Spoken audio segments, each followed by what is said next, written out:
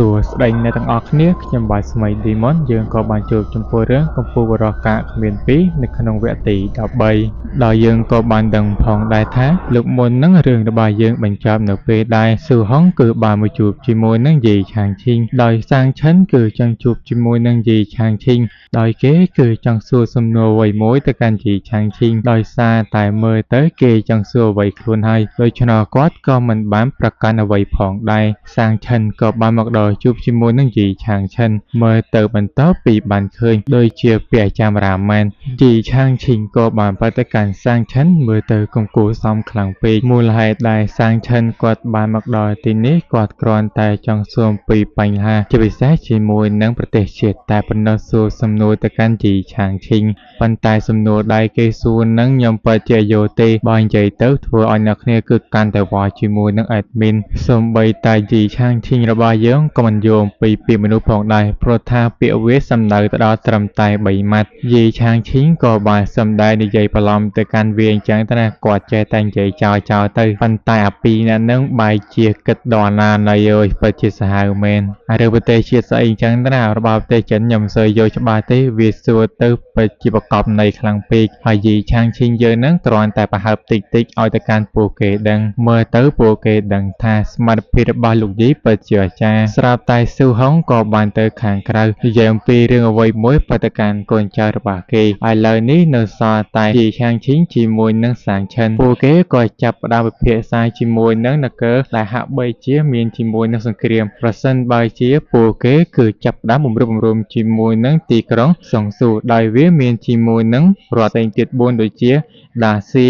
ដាយានដាឈិនដាឈួនបើសិនជាពួកគេគឺបានប្រយុទ្ធគឺដើម្បីបំរុងបំរុងគ្នាតើវាមានផលប្រយោជន៍ឬក៏ជាផលវិបាកទៅកាន់ប្រជាជនយីឆាងឈីងរបស់យើងក៏បានប្រាប់គេគឺរឿងជាច្រើនតែម្ដងព្រោះថាបើសិនជាចង់បានអ្វីមួយវាគឺតែងតែទទួលបានជាមួយនឹងការលះបង់អ្វីផ្សេងទៀតប៉ុន្តែយ៉ាងណាក៏ដោយការលះបង់នោះវាធ្វើឲ្យអ្នកទទួលបានជាមួយនឹងភាពសុខសាន្តរយៈពេល 10000 ឆ្នាំបន្ទាប់ពីបានបញ្យល់ជាច្រើនទៅកាន់សាងឈិនគេក៏ចាប់ផ្ដើមយល់ពីពាក្យសម្ដីរបស់យីឆាងឈីងរបស់យើងស្រាប់តែគេក៏នៅសួរទៀតបន្ទាប់ពីសួរអស់80លានឆ្នាំក្រោយមកគេក៏បានអស់សំណួរជាមួយនឹងយីឆាងឈីងហើយយីឆាងឈីងក៏បាននាំគាត់គឺចាចេញពីទីនេះជាពិសេសនឹងសាងឈិនក៏មានគោលបំណងចង់មកជួបជាមួយនឹងយីឆាងឈីងរបស់យើងម្ដងទៀតបង្ហាញចំពោះរាជវាំងវិញដោយឃើញថាសាងឈិនក៏បានរាយការណ៍រឿងនេះទៅកាន់ចំពោះព្រះរាជាអំពីការបំរុងបំរុងជាតិមើលទៅ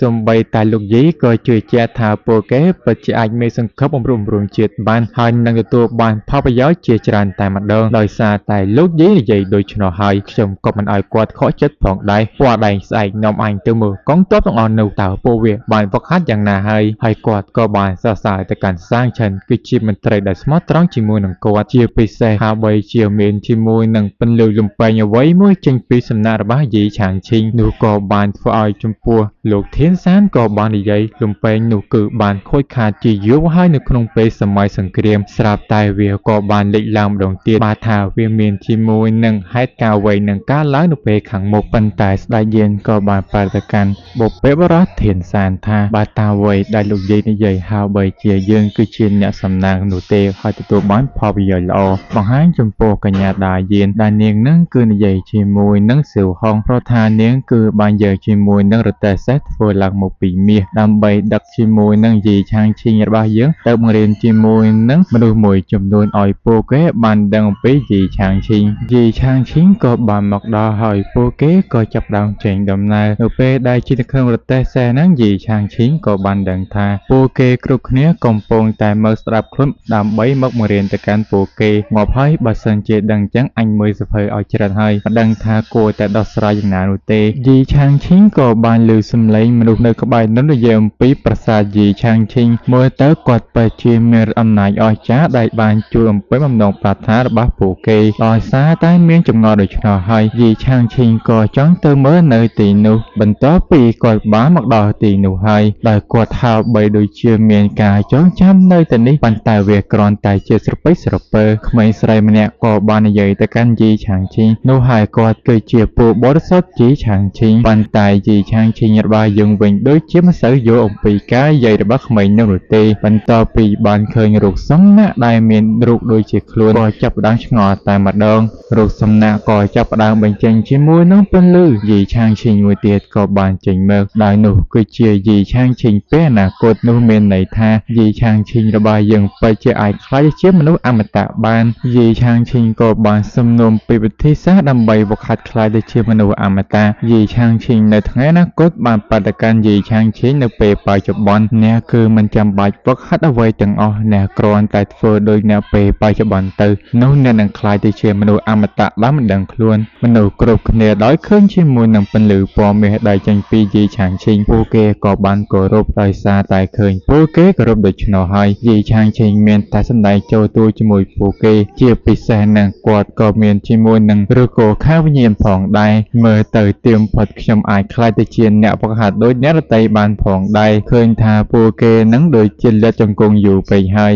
ប្រហែលពួកគេបានគិតថាខ្ញុំគឺជាយីឆាងឈីងគឺជាពួកបរិសុទ្ធដោយសារតែនោះក៏ជាអត្តសញ្ញាណរបស់ខ្ញុំទៅពេលអនាគតដូច្នោះហើយគាត់ក៏បានឲ្យមនុស្សគ្រប់គ្នាដែលបានលាតជង្គង់ក្រោកឈរឡើងទាំងអស់គ្នាមនុស្សគ្រប់គ្នាកំពុងតែឆ្ងល់ពីយីឆាងឈីងតើគាត់នឹងធ្វើអ្វីបន្តទៀតកញ្ញាមួរងយើងវិញនាងក៏បានមកមើលចំពោះយីឆាងឈីងនាងក៏ចង់នៅក្បែរគាត់ផងដែរប៉ុន្តែគុណលក្ខណៈសម្បត្តិនាងមិនគ្រប់គ្រាន់បង្ហាញចំពោះធានសានជាមួយនឹងព្រះអង្គវិញពួកគេកំពុងតែរំចាំយីឆាងឈីងដោយមិនទាន់បាននិយាយចប់ស្រួលបួលផងយីឆាងឈីងក៏បានមកដល់ជាមួយនឹងអរ៉ាដែលខ្លាំងក្លាចេញពីរូបរាងកាយរបស់គាត់មើលទៅខ្ញុំមានអារម្មណ៍ថាពួកគេកំពុងតែមើលមកខ្ញុំដោយភាពគោរពតែម្ដងឥឡូវនេះវាដល់ពេលយីឆាងឈីងរបស់យើងនឹងមករៀនទៅកាន់ពួកគេគ្រប់គ្នាដែលគឺសិតតែមនុស្សរៀនពីអក្សរសាស្ត្រនៅក្នុងចិត្តវិញហើយអញមិនដឹងថាមករៀនពួកគេយ៉ាងណាទេស្រាប់តែគាត់ច្រឡំពាក្យថានិយាយថាណានតែមួយម៉ាត់សោះ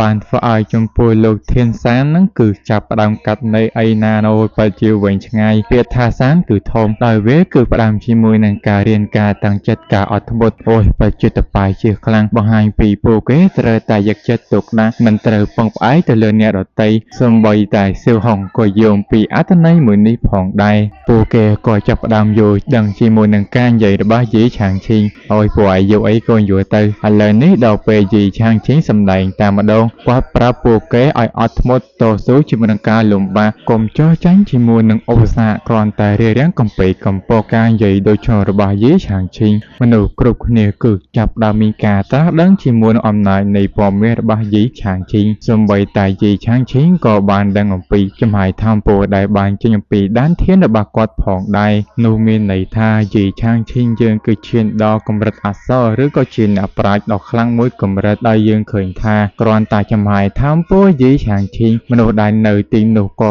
អាចថាវាឈានទៅដល់អ្នកសាសនាតៃរបស់ទៅហើយវាគឺជាដំណាក់កាលមួយដែលពួកគេពិតជាពិបាកទម្លុះពួកគេពិតជាមានការអំណរគុណជាខ្លាំងទៅកាន់យីឆាងឈីងប៉ុន្តែយីឆាងឈីងរបស់យើងវិញកំពុងតែឆ្ងល់ហាក់បីដូចជាគ្មានរឿងអ្វីកើតឡើងកំពុងតែគិតសុកហ្នឹងក៏មានជាមួយនឹងប៉មស្វាន់ហួរព្រោះថាប៉មស្វាន់ហួរមួយនោះគឺជារបស់ពិតប្រាកដដោយវាមិនមែនជារបស់យីឆាងឈីងគឺជាឆ្លាក់ឡើយនោះមានន័យថាប៉មមួយនោះគឺបានទទួលស្គាល់យីឆាងឈីងធ្វើជាម្ចាស់មនុស្សគ្រប់គ្នាក៏ចាប់ផ្ដើមលើកជង្គង់និងគោរពទៅកាន់យីឆាងឈីងតែម្ដងយីឆាងឈីងក៏បានគិតថាប្រហែលមើលទៅប៉មមួយនេះវាពិតជាអាចជួយខ្ញុំវឹកហាត់បានបង្ហាញនៅពេលដែលកញ្ញាពីរនាក់នេះកំពុងតែរងចាំយីឆាងឈីងព្រោះថាគាត់គឺបានចូលទៅកាន់វឹកហាត់អស់រយៈពេលកន្លះខែបាទទៅហើយត្រឹមតែមួយផ្លែតែប៉ុណ្ណោះកន្លះខែសម្រាប់យីឆាងឈីងវិញគាត់កំពុងតែរៀនបញ្ចេញជាមួយសមត្ថភាពរបស់គាត់ប៉ុន្តែវាមិនទាន់ទទួលបានជោគជ័យឡើយប្រហែលមើលទៅកម្រិតរបស់ខ្ញុំគឺនៅទាបជាងជាមួយនឹងប៉មដ៏អស្ចារ្យមួយនេះហើយទើបពិតជាខ្ញុំពិបាកជាមួយនឹងការប្រើប្រាស់របស់វាប្រហែលខ្ញុំគួរតែរៀនជាមួយនឹងសិភៅរបស់កញ្ញាឈិញស៊ូ